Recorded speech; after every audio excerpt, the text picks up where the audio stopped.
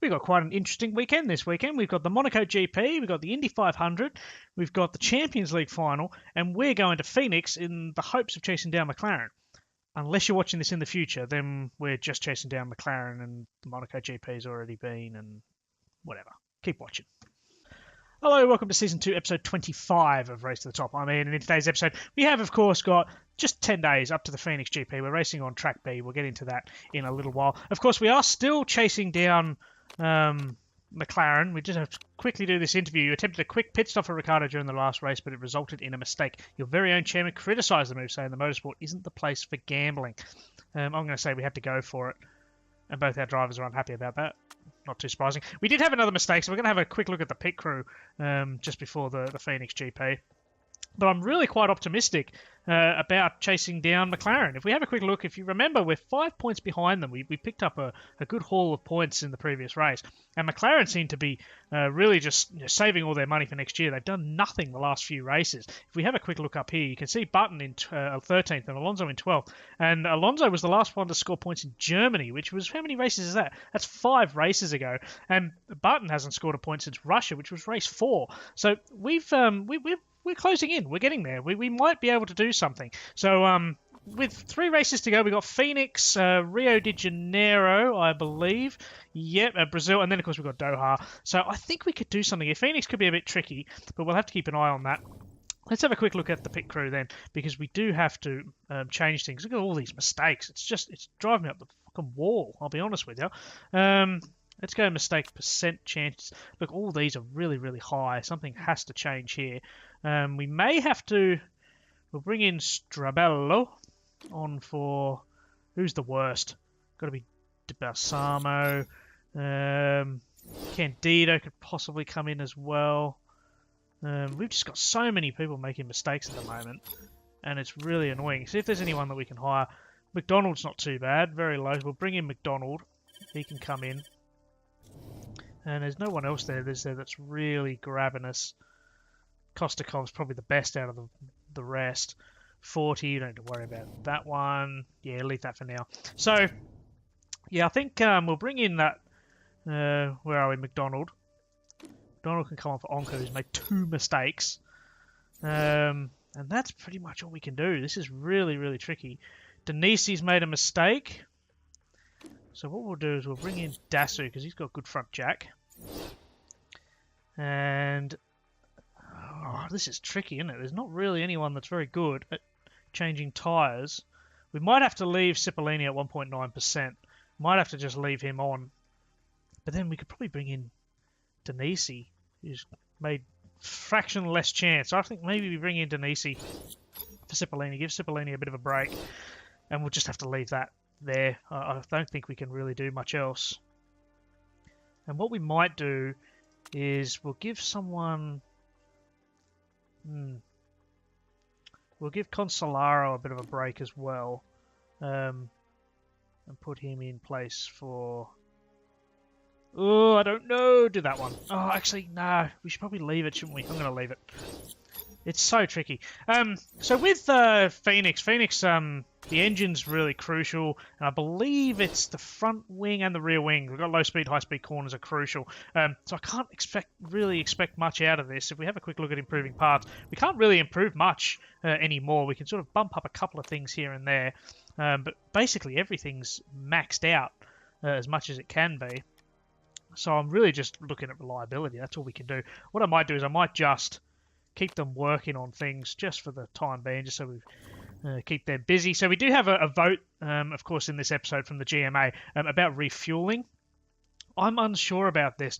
It probably would benefit us because as it says, we've got a high budget, but it'll probably benefit us anyway because I think that we could probably do something in the next season when we start getting, when we start designing our car. We might be able to start designing it for a good fuel economy. So we might be able to work on that. I think we're going to vote for, but we're not going to use both our votes. We're going to just vote once.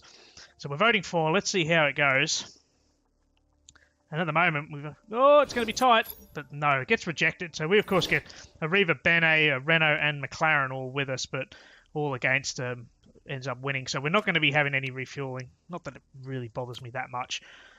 truth be told, because it doesn't make a huge difference in the race. I mean, do you just go full tank and just sort of hope for the best, or what? I don't know. It's really tricky. But we are here in Phoenix, and I'm really quite hopeful that we can get something out of this. Factory staff are idle. So it's a 53-lap race. A 149.5 is the lap record. Now, it should be bone dry. Phoenix, we're in the middle of the desert, but it does look like a bit of cloud, and there's 0% chance of rain, so we don't have to worry at all about the intermediates or the wets, which is really, really good. It's a high-speed circuit, which is why we might get a little unstuck, because our engine isn't that powerful. If we go back and have a quick look, you can see our engine's 7th. We're up there, but we're not. The average is just a little bit ahead of us, as you can see. There's the arrow. We're just a little bit ahead of the average, and we're a little bit below that. So we may find points a little bit difficult in this race. And it's the softs, mediums, and the hards are all the compounds that we have. So let's get into it then. So we are racing on track B, low fuel burn, very high tyre wear, so we might be looking to go on hards or the mediums, trying to really push through them, because of course now we don't have Gasly in the lineup. We're not going to really worry too much about the soft, so we might try and go hards and mediums and try and go as long as we can. Yeah, look, 25 degrees, average, clear, qualifying, practice, race, they're all the same. Crucial top speed, crucial low speed corners, high speed corners, downforce. I don't know what I'm talking about. Wings, that's it. Front wing, rear wing. There we go. I'll see for qualifying.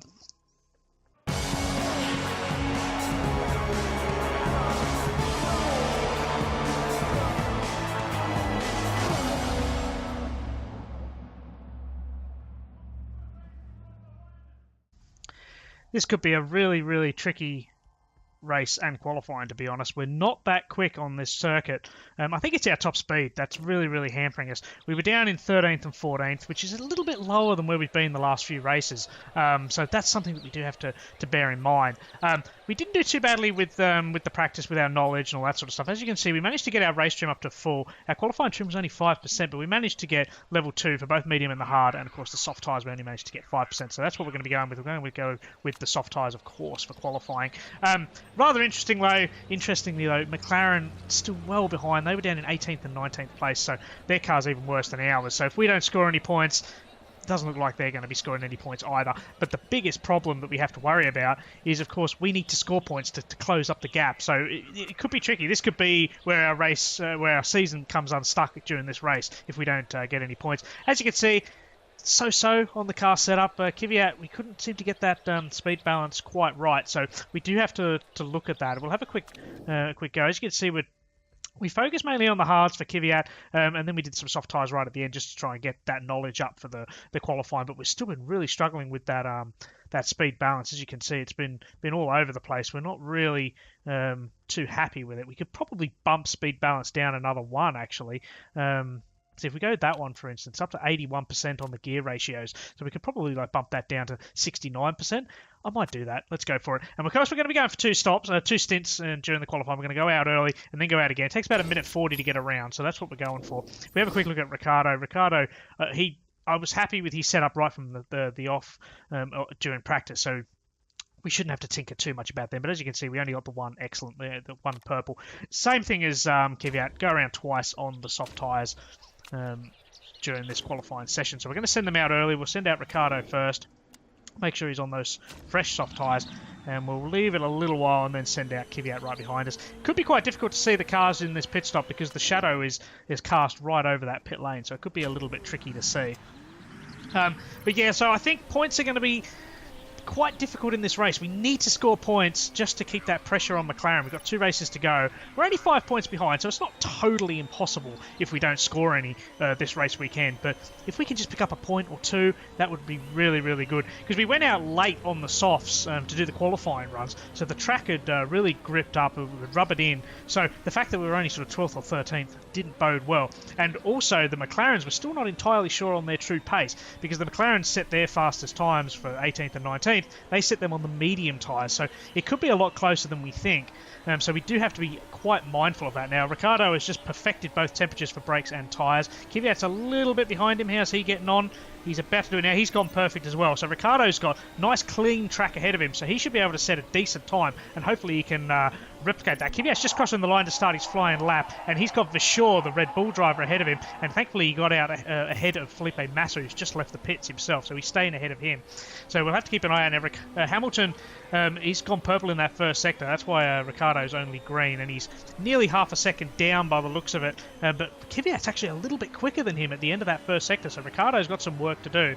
So maybe Kvyat's just perfected that setup a little bit more, which, if you remember, I did just change it, so that could be the difference between Kvyat jumping Ricciardo. So I think I made the right call in keeping Kvyat in the team, because, of course, the talk before was whether we kept him or got rid of him. As Ricciardo crosses the line, and what does he do? He's 1.1 seconds behind Hamilton. Kvyat's just crossing the line now and goes ahead by 0.08 of a second ahead of Ricciardo. So Ricciardo's got some work to do.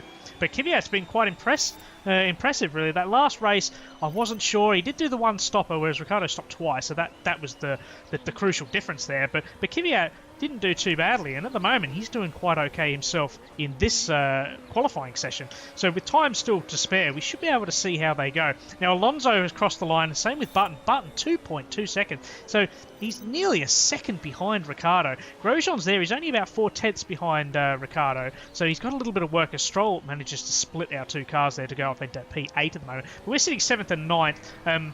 You can expect to see us drop a little bit more. You can expect to see Massa maybe going ahead of us, especially Hulkenberg. Soto Jr. shouldn't. So 9th and 11th, we'll be able to go out once more, as the track will still be gripping up. So let's have a quick cut over to Soto Jr., who will be crossing the line any second now. And there he goes there, and he is dead last.